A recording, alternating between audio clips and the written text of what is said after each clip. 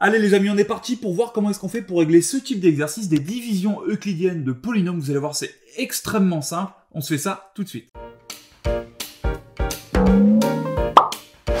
Pour diviser un polynôme, ça marche exactement la même chose que pour diviser des nombres. On commence par écrire le polynôme qu'on veut diviser ici. Donc 7, allez en bleu ça sera plus sympa.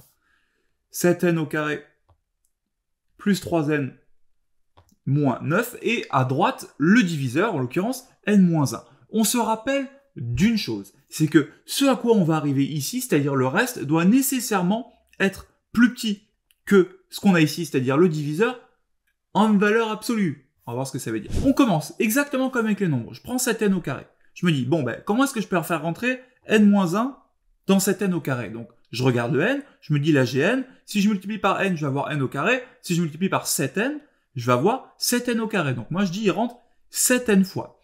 7n fois n-1, ça me fait 7n au carré moins 7n, donc j'écris 7n au carré moins 7n, et je pose ma soustraction, tout simplement. Ben, ma soustraction, elle me fait 7n au carré moins 7n, ça s'annule, 3n moins 7n, 10n, et mon 9, j'y touche pas, tout simplement, parce que j'ai pas besoin d'y toucher, j'ai aucun chiffre pour les multiples, enfin pour les nombres entiers ici.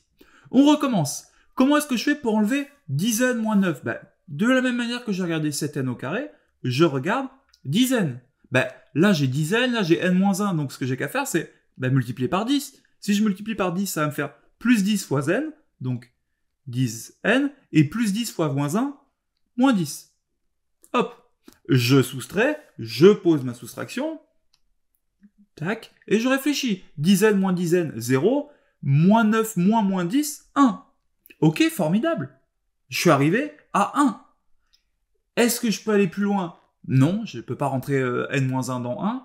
Est-ce que pour autant, je suis sûr que mon 1 est bien plus petit que mon n-1? Parce que n'oubliez pas que la question qu'on doit se poser à la fin, c'est est-ce que notre reste, c'est-à-dire le chiffre que j'ai ici, est bien plus petit que le chiffre que j'ai là? Eh ben, j'ai qu'à me demander quand est-ce que 1 est inférieur à n-1, ben ça c'est vrai quand 2 est inférieur strict à n. Autrement dit, quand n est supérieur ou égal à 3. Ok, donc quand n est supérieur ou égal à 3, premier cas, le reste, c'est 1. Mais qu'est-ce qui se passe pour les autres cas, quand n égale 0, quand n égale 1 ou quand n égale 2? Ben pour ces trois cas-là, on va les tester. Dans le cas n égale 2. Ma division, ça devient quoi? Ben ça devient 7 fois 2 au carré, donc 7 fois 4, 28, plus 3 fois 2, 6, 28 plus 6, 34, moins 9, 25. Donc ma division, ça devient 25 divisé par n-1, donc 2 moins 1, 1. Eh ben, il rentre 25 fois, et mon reste, c'est 0. Donc, dans le cas n égale 2, le reste, c'est 0. Dans le cas n égale 1, cas n égale 1, ma division, ça devient 7 fois 1, 7 plus 3, 10 moins 9, 1, par 0. Impossible, on ne peut pas diviser par 0.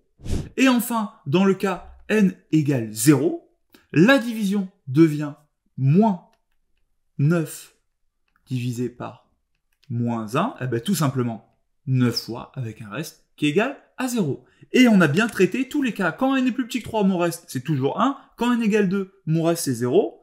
Quand n égale 1, pas de division possible. Et quand n égale 0, j'ai un reste de 0. Autrement dit, on pourrait presque dire que 7n au carré plus 3n moins 9 n'est jamais divisible par n-1, parce que j'ai toujours un reste qui vaut 1, sauf dans le cas où n égale 2 et n égale 1, et n égale 0, où ces deux nombres-là sont des multiples.